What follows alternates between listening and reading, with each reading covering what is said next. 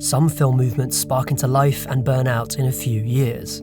Some are more a collection of friends and their communal interests, rather than a concrete, definable movement. But very few are deliberately created by governments. Between 1968 and 1975, successive Australian governments introduced a wide range of funding and a national film school in a successful bid to create their own distinctive national cinema. In the following decades, the Australian New Wave propelled a number of directors to international fame, running alongside a considerably less highbrow exploitation craze that focused on horror and action movies. There's a wide variety of films within the Australian New Wave, linked by some common themes. They frequently interrogate the relationship between contemporary Australia and its colonial past, whether that's through addressing historical injustices or portraying a historical setting. During this time, films featuring Indigenous Australians became more common, with Walkabout, The Last Wave, and The Chant of Jimmy Blacksmith featuring Indigenous leads. The natural landscape is a common setting and often a frightening place, one that functions by its own logic and is hostile to outsiders. Stylistic approaches vary. Some films compress time and space with clever editing techniques and superimposed images. Others are grounded to the point of feeling documentarian. And perhaps because of its links to exploitation, there's often a more commercial or genre-influenced aspect to the plot, making these films more accessible than some other arthouse cinema movements.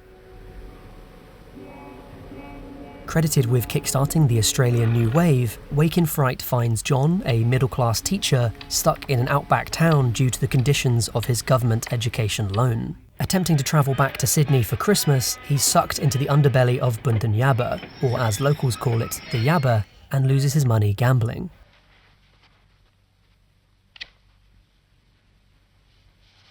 Watch your feet now. Watch yourself there. Wait for it now. Heads up! Now at the mercy of strangers, particularly the unhinged Doc, John falls deeper and deeper into the town's strange customs. Ted Kotcheff's film is often delirious and at times distressing, as John is coerced into drinking constantly, engaging in destructive behaviour, and even hunting kangaroos.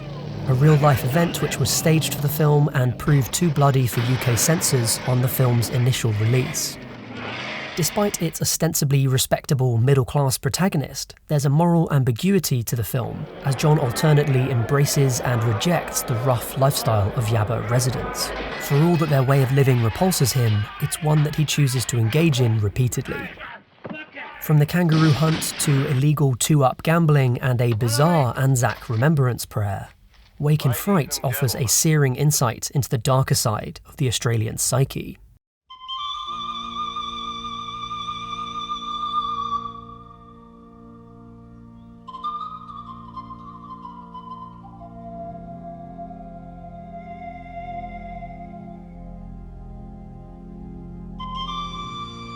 In Picnic at Hanging Rock, a fateful school trip on Valentine's Day 1900 ends with the mysterious disappearance of 3 girls and a teacher.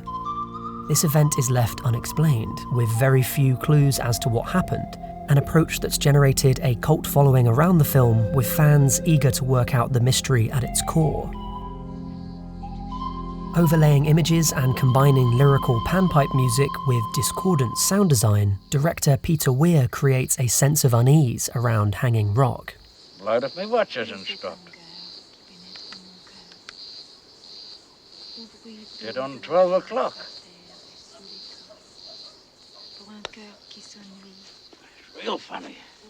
Time slows down and events come to a standstill before the discordant disappearance. We might be the only living creatures in the whole world.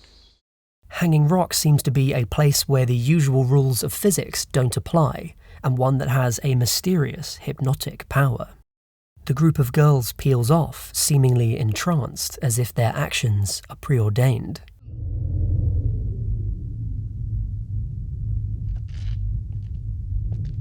Miranda?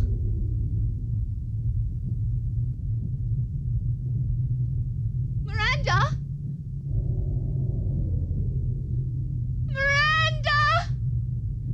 Miranda, don't go up there! Come back! Ah!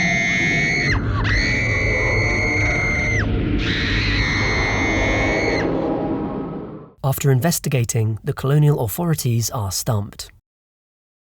With avenues for solving the mystery exhausted, the film's focus shifts to the people left behind and their various reactions to an unknowable event.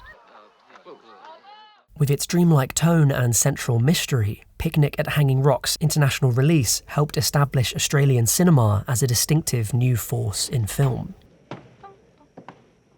In contrast to the ethereal young women of Picnic at Hanging Rock, Sibylla, the protagonist of My Brilliant Career, is much more grounded. Raised on a farm in the outback, she's carted off to her grandmother's to become a lady, and is reacquainted with the dashing Harry Beecham, a well-to-do childhood friend. Despite the romantic setup, the film is remarkably subversive in its approach to marriage. I shall make quite sure my granddaughter will never marry a man unworthy of her. Don't worry. I don't. I'm not marrying anyone. I'm going to have a career. A career? What in? Literature, music, art. Maybe the opera. I've not made up my mind yet. For all of her protestations, Sibylla is quite open to romance. What she rejects specifically is getting married. Characters are also frank when it comes to her appearance. It's generally accepted that Sibylla is ugly and that this will cause problems in securing a good marriage. I mean, you're not at all like them, Mrs. Bossy or your Aunt Mrs. Bell. They're so awfully good looking. Indeed. Caught between polite society and poverty, Sibylla is motivated by a desire to live freely, but as the film makes clear, that may not be possible within the confines of expectation. Interestingly, Sibylla is not alone in this quandary. Despite outward appearances, many characters throughout the film also chafe at societal constraints, including suitor Harry Beecham. On first seeing Sibylla, he mistakes her for a serving girl, flirts and tries to kiss her. Later, on meeting again in her grandmother's parlour, the two share a mutual unspoken moment of realisation that they've stepped outside the bounds of polite behaviour. Yes, Miss Melvin, I never would have recognised you.